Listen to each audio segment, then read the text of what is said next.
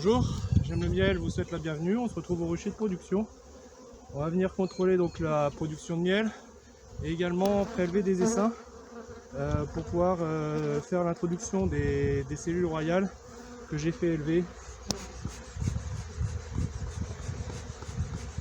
Ça va permettre aussi de désengorger un petit peu la ruche.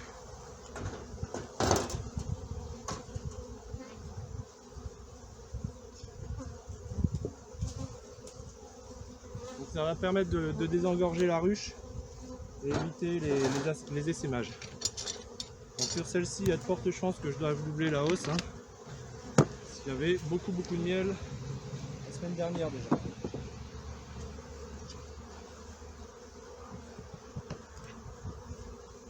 Ouais, c'est plein.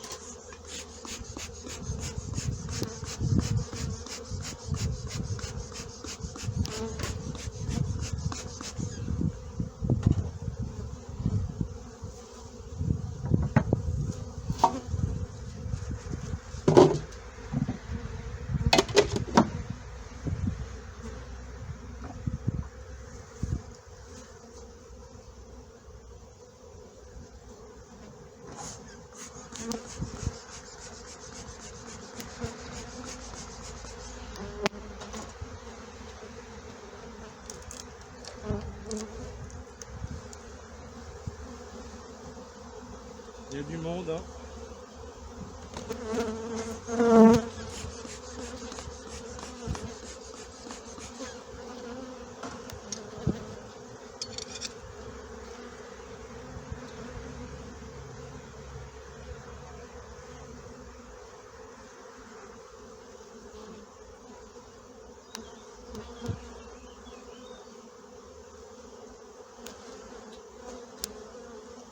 Quête de provision, miel pollen.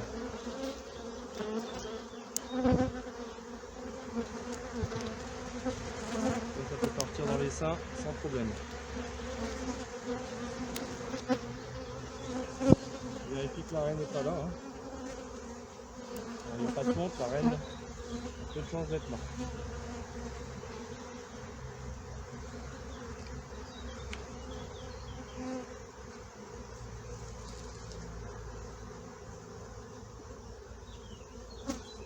Encore une fois, c'est pas mes abeilles les plus douces. Le but de la saison, c'est de remplacer ces reines. J'en ai 4 de cette race-là que je vais remplacer.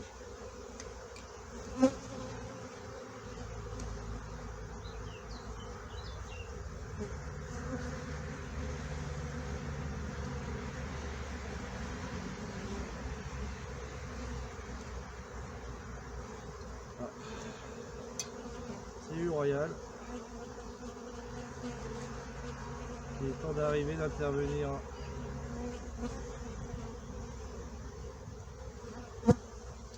Bon, la population est importante. Donc je pense que la reine est toujours là, qu'il n'y a pas encore eu d'essaimage. On va dégrossir fortement la colonie.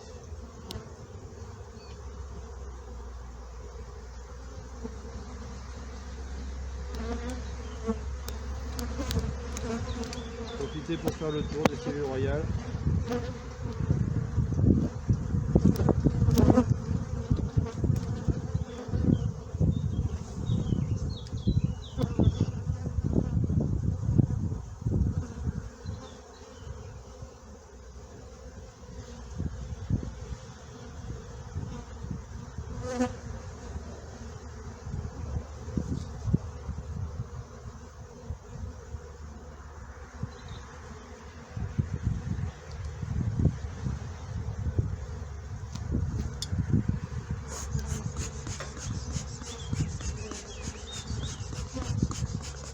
Maintenant le jeu, ça va être de trouver soit la reine, soit de la ponte. Il ne faut surtout pas emmener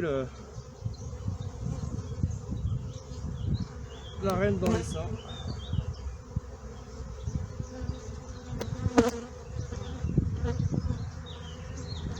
Sharp 4 de couvain là.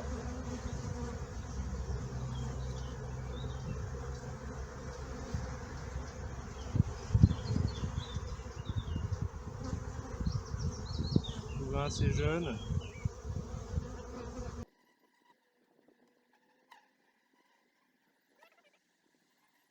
Je pense que la reine manque de place à cause du miel qui est, la hausse étant pleine. Les abeilles stockent du miel dans la ruche. Et du coup la reine se sent à l'étroit et elle se prépare à l'essaimage. Donc là je vais lui retirer 2 4 de couvain. Il y a beaucoup de butineuses qui sont en vol, donc ça n'impactera pas la production de miel. Et ça va désengorger un peu la ruche et éviter les essaimages.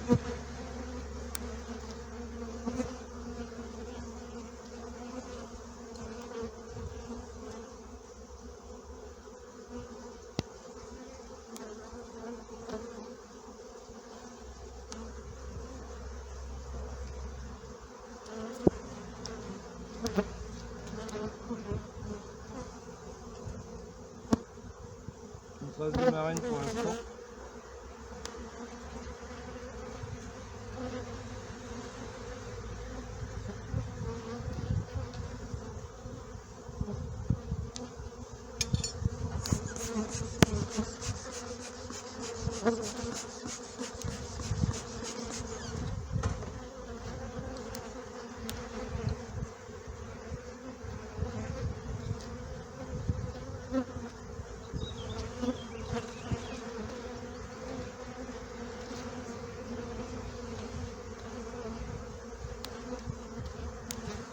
Pas mal de cellules royales.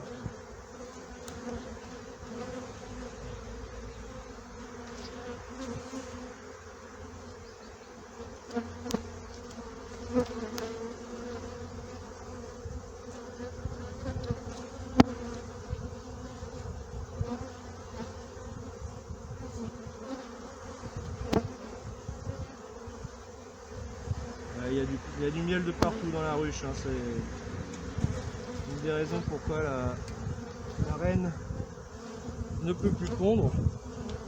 Je viens de la voir, la reine. Je vais pouvoir emmener ce cadre dans les seins.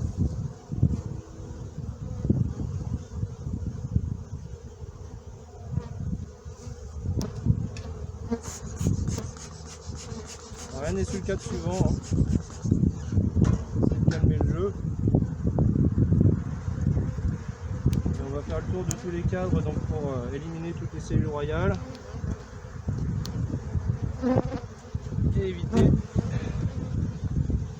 que la reine s'en aille avec un essaim.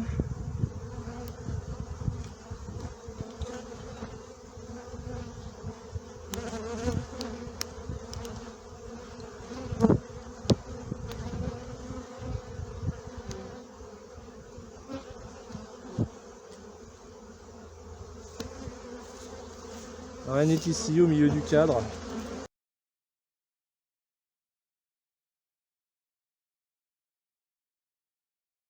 Bien marqué de son point jaune.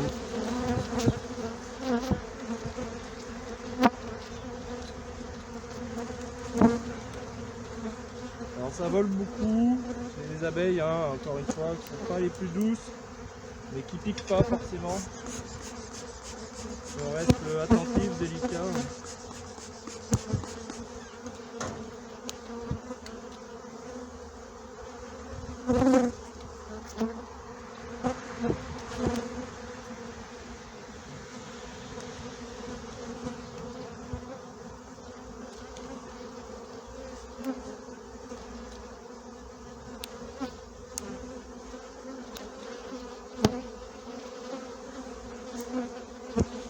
Il y a quelques cellules royales, pas tant que ça, mais elles sont toutes pondues. Donc il était temps d'intervenir, diminuer un peu la taille de la colonie pour qu'elle n'ait plus envie d'essaimer. Intérêt de faire des essaims en cette saison.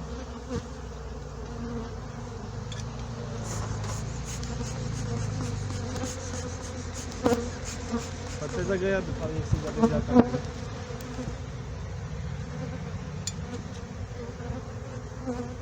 clairement la différence avec la ruche de sélection sur laquelle je prélève les larves pour l'élevage de rennes. Il y a du miel partout. Elle manque de place, elle manque de place. On commence à piquer un peu.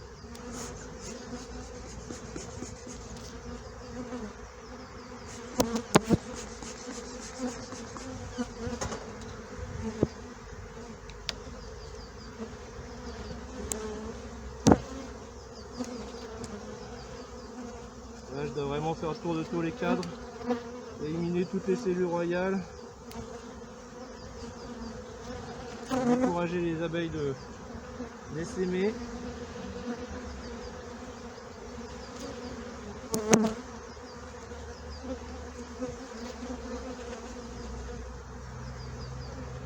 Et vider un peu la population.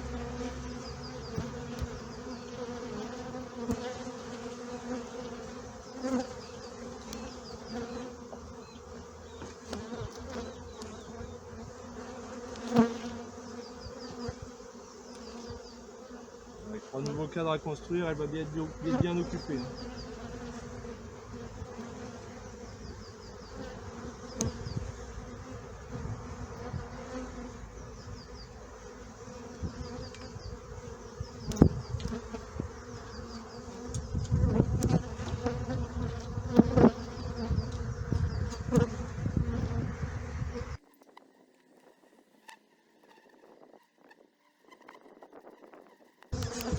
Même avec des abeilles comme ça, il faut rester délicat, pas de gestes brusques pour éviter l'emballement de la ruche.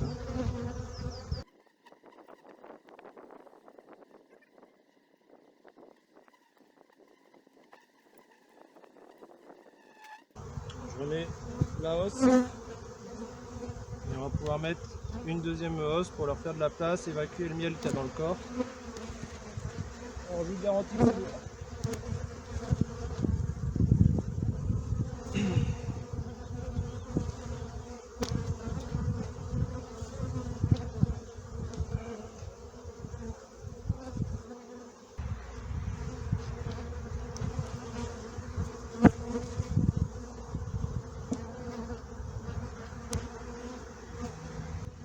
Bon, là c'est vraiment trop plein hein, pour venir voir à l'intérieur, je vais vous emmener avec moi. Voilà, ça a vraiment une belle hausse bien pleine. Mais je vais pas sortir les cadres, ça sert à rien d'énerver les abeilles. On va bien travailler.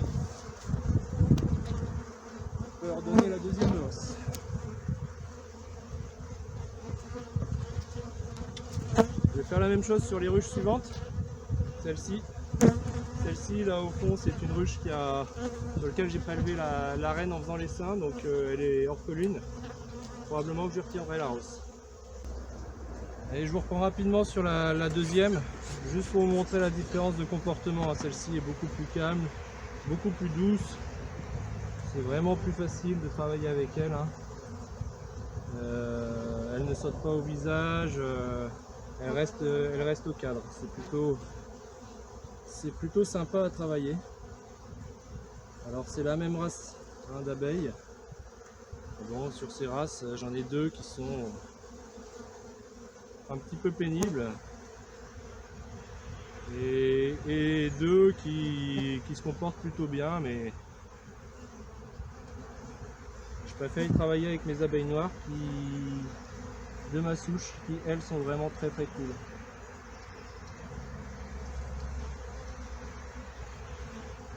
Alors elles travaillent bien toutes les deux, hein. Celle de droite et celle-ci travaillent bien, hein. Les deux hausses sont quasiment pleines.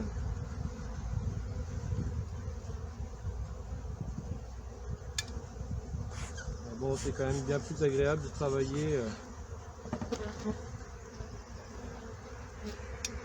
sans avoir en permanence des abeilles qui sautent sur le casque.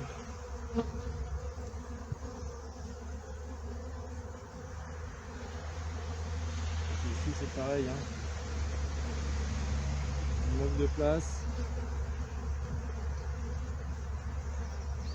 Le couvain est plein de haut en bas. On va voir ma reine pour pas l'embarquer dans les seins.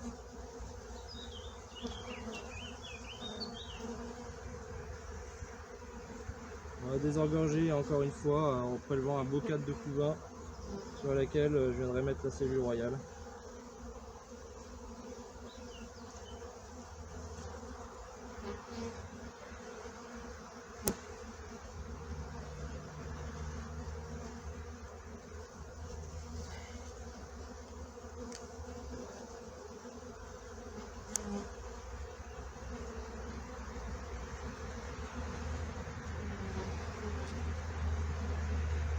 Alors il n'y a pas de cellule royale sur celle-ci. Quelques allumettes. La reine est ici, là, juste au bout du lave-cadre. Donc là c'est bon, je suis rassuré, je l'ai vue. Je sais qu'elle n'est pas dans les seins.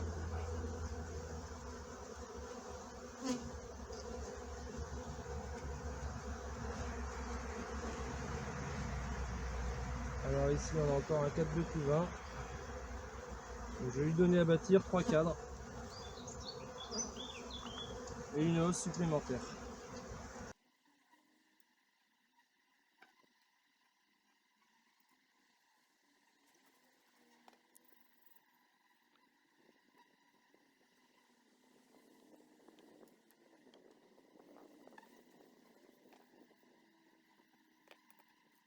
Quand la météo est bonne, hein, elles n'auraient pas de raison particulière d'être agressives.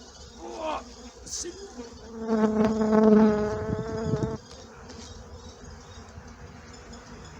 il va y avoir 15 kg de miel facilement dans la hausse. On se retrouve devant les ruches de production. La floraison du colza se termine ainsi que celle de l'aubépine se termine également. Et la floraison de l'acacia va bientôt commencer, donc on va bientôt effectuer donc la première récolte du miel de printemps crémeux, miel de colza. Et avant de faire cela, je vais venir contrôler donc l'operculation des cadres de miel à récolter ainsi que le taux d'humidité. Pour la commercialisation du miel, la réglementation nous impose un taux d'humidité de 20% maximum. Et pour garantir donc que le miel ne fermentera pas dans les pots, moi je préfère avoir un taux d'humidité autour de 18%. 18%. C'est pour ça que je vais venir contrôler dans les hausses ce taux d'humidité.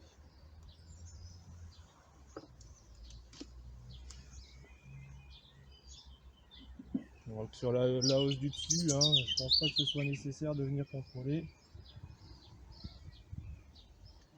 Effectivement, le miel n'est pas encore mature, clairement. On n'a pas encore fini la construction des cadres n'est pas terminée, l'operculation n'est même pas encore commencée. Ça sera pour une deuxième récolte.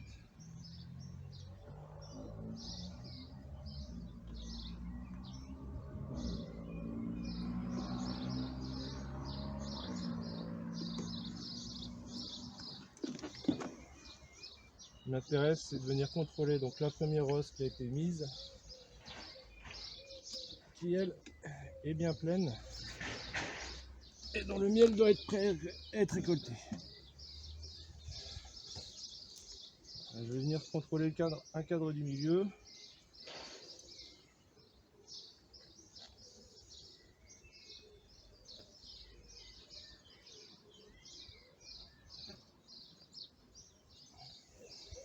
Effectivement, on constate qu'on a une parfaite operculation du cadre. Et donc, les abeilles estiment que le taux d'humidité est bon et qu'il est prêt à être récolté. Donc sur celle-ci, je vais venir contrôler le taux d'humidité en bordure. Généralement, les abeilles s'occupent des cadres de bordure en dernier. Et c'est sur celui-ci que je vais venir contrôler le taux d'humidité avec un petit appareil qu'on appelle un réfractomètre. Donc cet appareil, hein, le voici, donc qui permet donc de contrôler le taux d'humidité par réfraction de la lumière. Donc, je prélève un peu de miel, je le pose sur l'appareil et je vais venir contrôler le taux d'humidité à travers la lentille. Donc on est à 17,5 de taux d'humidité, donc on a clairement la possibilité de venir contrôler, de venir faire la récolte de ce miel.